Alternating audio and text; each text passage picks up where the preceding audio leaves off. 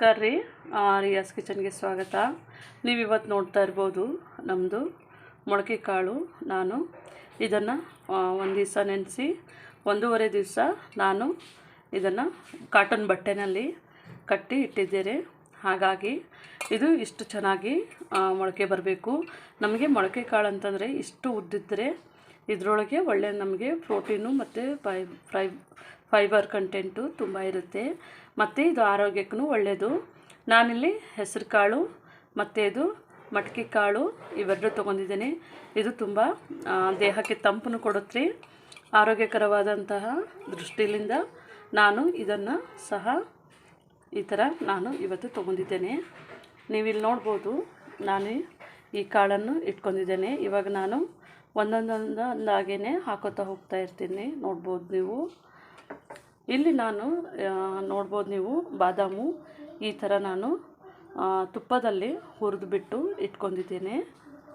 ಈಗ ಇದಕ್ಕೆ ಯಾಕಂದರೆ ನಾವು ಏನರ ಸ್ವಲ್ಪ ತೊಗೋಬೇಕಾದ್ರೆ ನಮಗೆ ಹೆಲ್ತ್ಫುಲ್ಲಾದಂಥ ಮತ್ತು ಹೆಲ್ತಿಗೆ ಒಳ್ಳೆಯದು ಇರೋಂಥದ್ದು ನೋಡಿರಿ. ಈಗ ನಾನು ಬಾದಾಮನ್ನು ಹಾಕೋತಾ ಇದ್ದೇನೆ.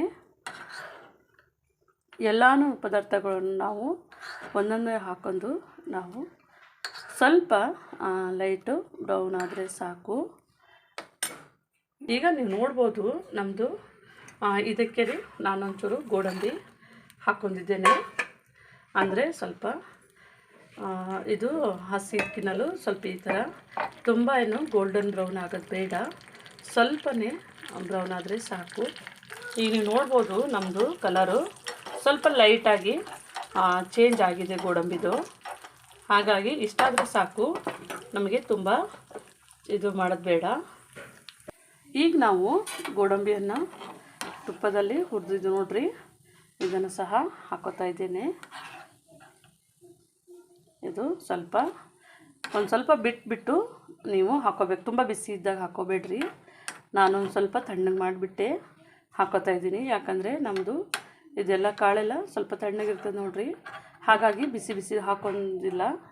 ಸ್ವಲ್ಪ ಒಂದು 5ರಿಂದ 10 ನಿಮಿಷಗಳ ಕಾಲ ಬಿಟ್ಟರೆ ಸಾಕು, ಅದು ಸ್ವಲ್ಪ ಬಿಸಿ ಕಡಿಮೆ ಆಗುತ್ತೆ. ಇವಾಗ ನೀವು ನೋಡ್ಬೋದು ನಾನು ದ್ರಾಕ್ಷಿ ಹಾಕ್ತಾಯಿದ್ದೇನೆ.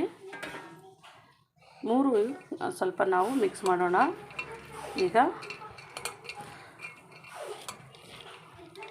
ಇದಕ್ಕೆ ನಾವು ನೋಡ್ರಿ, ಇವಾಗ ಇದೊಂದು ಸ್ವಲ್ಪ ನಾವು ಮಿಕ್ಸ್ ಮಾಡಿದ ಮೇಲೆ ನಾನಿಲ್ಲಿ ಒಂದು ದಾಳಿಂಬೆ ಹಣ್ಣು ದೊಡ್ಡ ತೊಗೊಂಡಿದ್ದೀನಿ.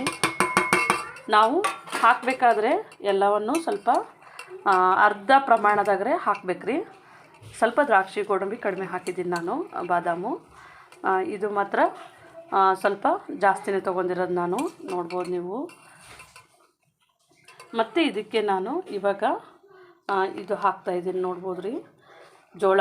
ನಾನಿದನ್ನು ಜೋಳನ ಯಾಕಂದರೆ ಒಂದೊಂದು ಸರ್ತಿ ಹಾಗೆ ತಿಂದರೆ ಹೊಟ್ಟೆ ನೋವು ಬರುತ್ತಂತೆ ಅಂತಾರೆ.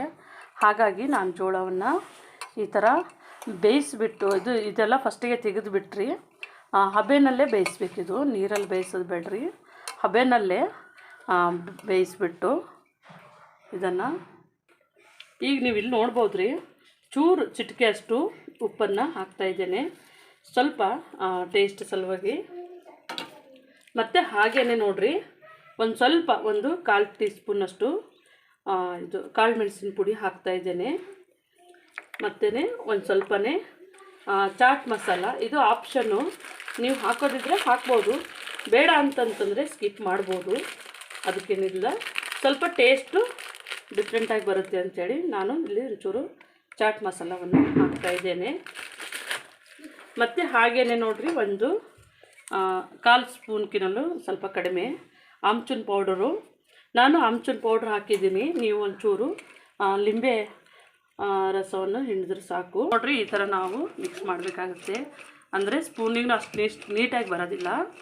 ಈ ಥರ ನಾವು ಮಿಕ್ಸ್ ಮಾಡಿದ್ರೆ ಈಗ ಎಲ್ಲ ಕಡೆಗೂ ನಾವು ಹಾಕಿದ ಪದಾರ್ಥಗಳು ನೋಡಿರಿ. ಈಗ ನಾವು ಇದು ಬಿಸಿ ಮಾಡ್ಕೊಂಡಿದ್ದೆ ನೋಡಿರಿ ತುಪ್ಪ, ಇದು ಒಂದು ಸ್ವಲ್ಪ ತಣ್ಣಗಾಗಿದೆ. ಈಗ ನಾನು ಇದಕ್ಕೆ ಹಾಕೋತಾ ಇದ್ದೇನೆ. ಇದು ಟೇಸ್ಟ್ ಮಾತ್ರ ತುಂಬ ಡಿಫ್ರೆಂಟಾಗಿರುತ್ತೆ. ನೀವು ಸಾಯಂಕಾಲ ಆದ್ರೂ ತೊಗೋಬೋದು, ಮಧ್ಯಾಹ್ನದಾಗಾದ್ರೂ ತೊಗೋಬೋದು. ತುಂಬ ಹೆಲ್ತ್ಫುಲ್ಲಾದಂಥ ಒಂದು ಸಲಾಡ್ ಮಾಡ್ತಾಯಿದ್ದೀನಿ ನಾನಿವತ್ತು. ತುಂಬ ಆರೋಗ್ಯಕರವಾದಂಥ ಸಲಾಡ್ ಇದು. ಈಗ ನೋಡ್ಬೋದು ರೀ, ನಮ್ಮದು ಸಲಾಡು ರೆಡಿ ಆಗಿದೆ, ಎಲ್ಲನೂ ಮಿಕ್ಸ್ ಆಗಿದೆ, ತುಂಬ ಟೇಸ್ಟಾಗಿರುತ್ತೆ. ನೀವು ಮನೆಯಲ್ಲಿ ಒಂದು ಸರ್ತಿ ಟ್ರೈ ಮಾಡಿ ನೋಡಿ. ನಮ್ಮ ಚಾನಲನ್ನು ಸಬ್ಸ್ಕ್ರೈಬ್ ಮಾಡಿ, ಲೈಕ್ ಮಾಡಿ, ಶೇರ್ ಮಾಡಿ. ನಮ್ಮ ವಿಡಿಯೋನ ನೋಡಿದ್ದಕ್ಕಾಗಿ ಧನ್ಯವಾದಗಳು.